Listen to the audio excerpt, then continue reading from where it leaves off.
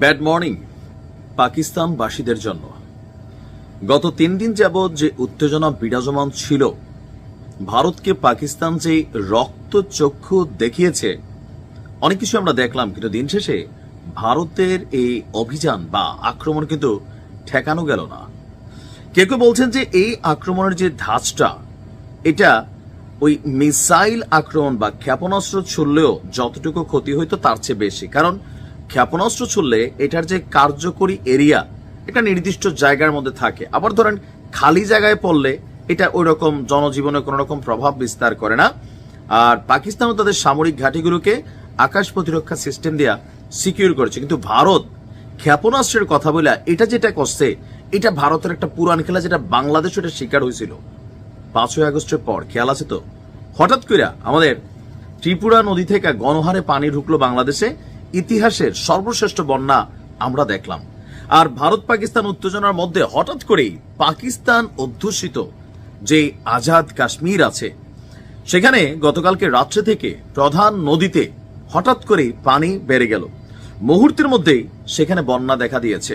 এর কারণ হিসেবে আপনার বলা হচ্ছে যে ভারত তাদের যে ঝিলাম নদী আছে, সেই ঝিলাম নদীর পানিটা স্বাভাবিকের চেয়ে কয়েক গুণ বেশি ছেড়ে দিয়েছে পাকিস্তানে।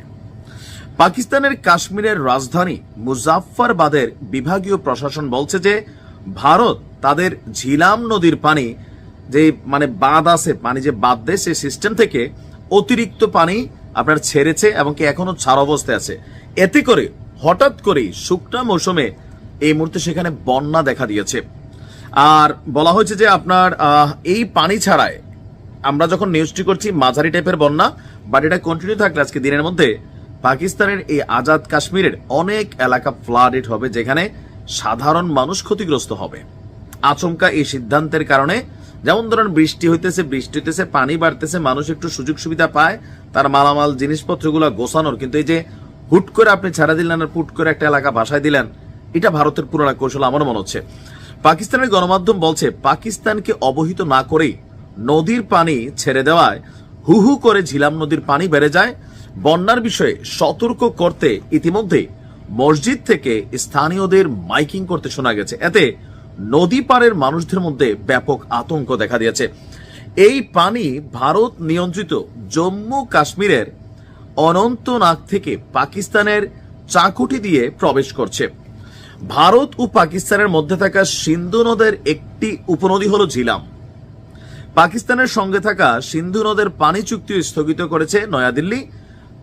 আর ভারতের বক্তব্য, পাকিস্তানকে সিন্ধু নদের এক ফোঁটা পানিও দেবে না। অপরদিকে পাকিস্তান বলছে পানি না দিলে তোমাদের রক্তে ভাসাই দেব আমরা সিন্ধু নদী। এমন উত্তেজনার মধ্যে আপনার যখন এই পানি ছেড়ে দিল, তখন এটা কি হইল, মুহূর্তের মধ্যেই ওই এলাকায় বসবাসকারী যারা আছে তারা বাড়িঘর অনেকের পানি ঢোকা শুরু হয়েছে। গোয়ালের ঘর, গবাদি পশু সবকিছু ক্ষতিগ্রস্ত হচ্ছে। এখন এগুলা কইরা আসলে ভারত কি প্রমাণ দিল? খুবই চিপ একটা মেন্টালিটি প্রমাণ দিল। চিপ ভাই, তোমার ক্ষমতা থাকে তুমি যুদ্ধে জড়াও, মিসাইল মারো, পাকিস্তান পারলে ঠেকাবে, পাকিস্তান মারলে তোমরা ঠেকাবা। সেনাবাহিনী হওয়া উচিত, তাই না? এই যাইয়া নদীর পানি ছাইরা দিল, একটা অপ্রয়োজনীয় বন্যা তৈরি করে ফেললো। ওই যে বললাম না যে মিসাইলের চেয়েও এটা ভয়ঙ্কর হয়েছে। মিসাইল একটা জায়গায় পড়লে হয়তো আধা কিলো 1 কিলো জায়গা ডিস্টারবেন্স হইতো, বাড়িঘর 2-4টা উঠতো, আর আপনার খালি জায়গায় পড়লে তো কোনো কিছুই হইতো না, অথবা পাকিস্তানের আকাশ সীমা থেকে এটা ঢুকতেই পারতো না, পাকিস্তান আটকে দিত। বাট এটা করলো কি? এদের আসলে কোনো হিসাব নিকাশ নাই।